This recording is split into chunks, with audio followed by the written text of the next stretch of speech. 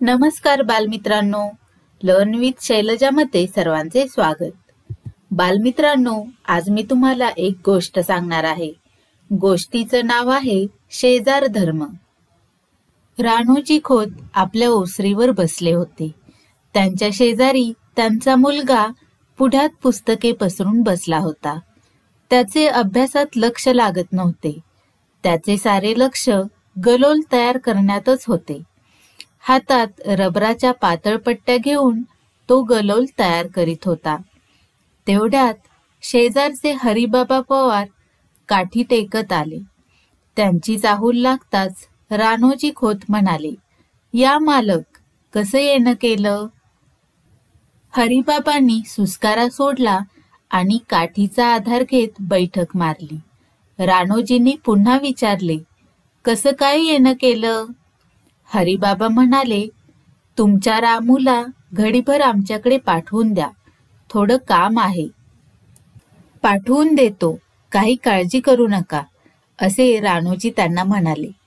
पण मध्येच राम कुरकुरत म्हणाला, "बाबा, आज मला शाळेचा फार अभ्यास आहे, आज नाही मला जायला जमणार." यावर रानोजींनी आपल्या मुलाला मध्येच अडवून म्हटले, "अरे, अभ्यास करच, पण आज थोडं कमी खेळ." राम वडिलांच्या धाकात होता। तो काही बोलला नाही।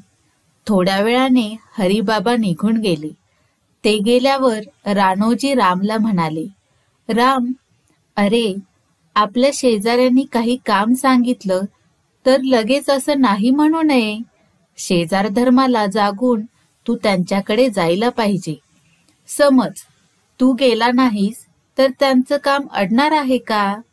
नाही अडायचं। दुसरा कोणीतरी येऊन त्यांना मदत करीलच, पण मग तुझ्याबद्दल त्यांना काय वाटेल?"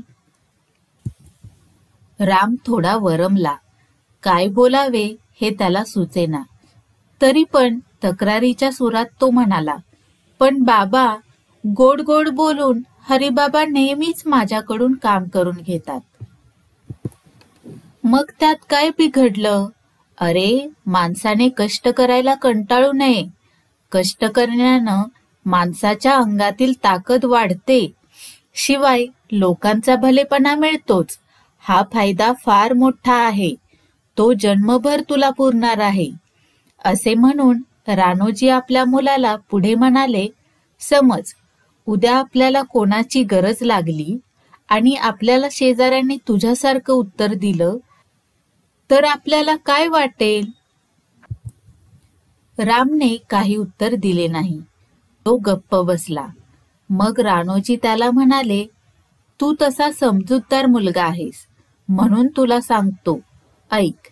असे म्हणून त्यांनी आपल्या हाताचा पंजा त्याच्या समोर धरला आणि विचारले, "माझ्या हाताला किती बोटं आहेत?" राम म्हणाला, "5." "ही 5ही बोटं सारखी आहेत का?" "नाही, लहान मोठी आहेत." यावर रानोजी हसले आणि म्हणाले, "अरे, ही आपल्या हाताची 5ही बोटं सारखी नाहीत, पण ही 5ही बोटं मिळूनच हाताचा पंजा झाला आहे की नाही? तसं पाहिलं तर प्रत्येक बोट आपल्या परीनं स्वतंत्र आहे। तरी एका बोटाला लागलं की शेजारच्या बोटाला दुःख होतच। त्यांच्यातील सुखदुःखाची जाणीव एकच आहे। कोणतीही कामं करताना ती एकोप्यानं करतात। ही बोटं म्हणजे एकमेकांचे शेजारीच। शेजाऱ्यांनी परस्परांच्या उपयोगी पडावं." रामला आपल्या वडिलांचे सांगणे एकदम पटले। तो हसला। आपल्या हाताच्या पंजाकडे त्याने पाहिले। पंजाची हालचाल केली, मूठ दाबली आणि उघडली व तो आपल्या वडिलांच्याकडे बघून म्हणाला, "बाबा, तुम्ही म्हणता ते खरं आहे। मी जातो हरिबाबांकडे, त्यांचं काय काम असेल ते करतो." रामच्या वडिलांना त्याच्या या उत्तराने मोठा आनंद वाटला।